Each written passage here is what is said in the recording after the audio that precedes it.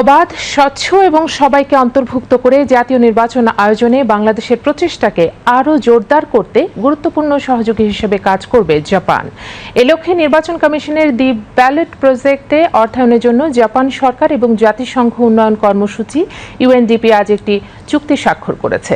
নির্বাচন কমিশন সচিবালয়ে বাংলাদেশে নিযুক্ত জাপানের রাষ্ট্রদূত সাইদা শিনিচি এবং ইউএনডিপি বাংলাদেশের আবাসিক প্রতিনিধি স্টেফান লিলার এই চুক্তিতে স্বাক্ষর করেন।